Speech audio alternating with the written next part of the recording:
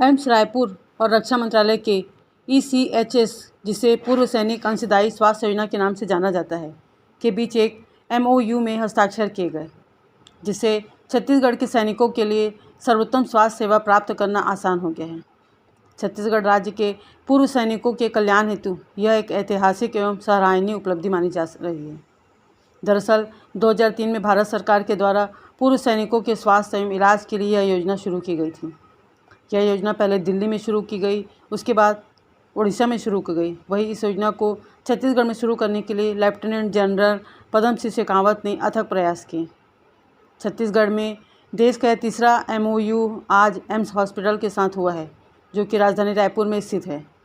छत्तीसगढ़ के पूर्व सैनिकों के इलाज के लिए आज से योजना की शुरुआत हो गई है, जिससे प्रदेश के पूर्व सैनिकों और उनके परिवार को इस सुविधा मिलने लगेगी। लगभग 30,000 सैनिक और उनके परिवार इस सुविधा का लाभ ले सकेंगे। साथ ही नक्सल प्रभावित क्षेत्रों में तैनात CRPF सहित अन्य बटालियन के भी सैनिक इस सुविधा का लाभ ले सकेंगे। एम्स में अब बिना किसी रेफरेंस के तुरंत यह सुविधा प्रदान की जाएगी। तो उनके प्रति आप कैसा क्या मतलब? देखिए, बस्तर में जो आजकल लगे हैं ये आर्मी के नहीं, ये CRPF के और पैरामिलिट्री फोर्सेस के हैं। लेकिन कोई भी हो, है तो एक सैनिक के तौर पे काम कर रहा है, वो भी देश के लिए काम कर रहा है। मेरे ख्याल से मैं जिस तरह से कि हम भी चेक रखते हैं, आज की तारीख में जो सिचुएशन है वो बहुत इम्प्रूव हो गई। और जिस तरह से जो आजकल IED ब्लास्ट होते हैं और जिस तरह की अटैक होते हैं वो बहुत कम हो गए। प्राइमरीली जो पैरामिलिट्री फोर्स और CRPF और जो पुलिस है और जो हैं वो इस पर काफ़ी डोमिनेट कर रही हैं। अब ये वक्त की बात है, धीरे धीरे इनका सपोर्ट बेस कम हो रहा है और मेरे ख्याल से आने वाले चंद सालों के अंदर हम इसको पूरा ख़त्म हो सकता है। क्या मैसेज देना चाहिए?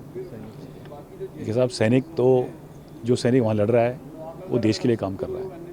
वो बिल्कुल हम इनसे कहना चाहते हैं कि आप निडर होके, बेखबर होके आप अपना काम कीजिए और जो भी हम आपकी सेवा कर सकते हैं, मदद कर सकते हैं। मेडिकल हुआ या आपके जो फैमिलीज़ हुआ, उनकी एजुकेशन हुआ, उनकी स्कूलिंग बच्चों की या कोई स्कॉलरशिप्स हैं, वो हम पूरी तरह से उनका सहयोग देंगे। उनका धन्यवाद साहब, आप सबको बताएंगे। अभिषेक सिंह सर, आपने काफ़ी लंबे समय से ECHS के लिए आपने मेहनत की, आज वो फलीभूत हुआ, आपको कैसा महसूस होता है? देखिए, ऐसा है कि जहाँ तक सवाल ये मेहनत, कोई मेहनत असफल नहीं होती, कई मेहनत कई साल तक चलती है। लेकिन मेरे को तो खुशी इस बात से है कि मैंने पिछले 2.5 महीने की मेहनत मेरी अमल लाई और ये तभी हुआ जबकि डायरेक्टर ECHS जो हमारी सरकार है, गवर्नमेंट एजेंसीज़ हैं, एडमिनिस्ट्रेशन है, इनका सपोर्ट मिला और MD ECHS और हमारे जो सेंट्रल ऑर्ग के नुमाइंदे हैं उन सब का ये मिली भगत थी और अलग कोलैबोरेटिव एफर्ट था कि संगठन के साथ काम किया। खुशी है मेरे को कि ये काफ़ी जल्दी हो गया, वरना कई हम अभी जैसे गोरखपुर में हमको तकरीबन 5 महीने हो गए आज, अब 1 अप्रैल जाके हमारा सक्सेस हो रहा है।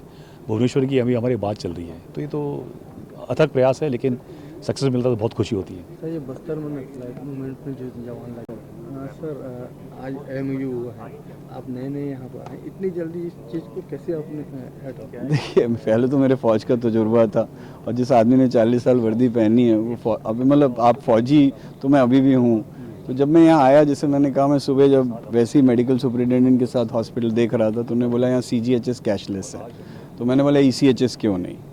और फिर जनरल शेखावत जो कि एरिया के GOC हैं, ये दिल्ली में मेरे साथ काम करते थे, तो मैंने इनसे बात की और ऑलरेडी कुछ कार्रवाई पहले से चल रही थी। तो मेरे आने से बस ये हुआ कि इसको थोड़ा तेज़ी पकड़ी गई और हमारे पास ऑलरेडी पुराने MOUs थे, उसके बेसिस पे हमारी कोशिश हुई कि जल्द से जल्द इसको पूरा किया जाए। आज भगवान की दया से हो गया। सर, यहाँ जो मरीज जो आएंगे वो रेफर होने के बाद आएंगे या फिर? नहीं, ऐसा है कि यहाँ एक ECHS का पॉलीक्लिनिक होता है जी, तो पॉलीक्लिनिक में तो पहले जाना ही पड़ेगा। इमरजेंसी है तो कोई बार नहीं है। देखिए, इमरजेंसी तो चाहे आधी रात आ जाएं, बिना रेफर हुए आएँ, नॉट अ प्रॉब्लम।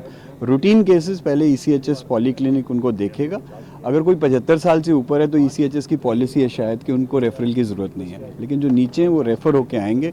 उससे एक तो हमें पता चलेगा कि भी वो जेन्युइन ECHS क्लेमेंट है या नहीं, क्योंकि कल को बिल्स की रीइंबर्समेंट वगैरह का होता है, फिर वो रेफ़र हो जाएगा तो उसको देखा जाएगा। लेकिन इमरजेंसी के लिए referral is not required anywhere. In fact emergency में बोलता हूँ किसी के पास कोई स्कीम का नहीं है तो भी इमरजेंसी में एम्स विल टेक केयर, वो तो हमारा दायित्व है। हम किसी को मरने नहीं देंगे कि उसके पास पैसा नहीं है या कुछ नहीं है हमारे पास।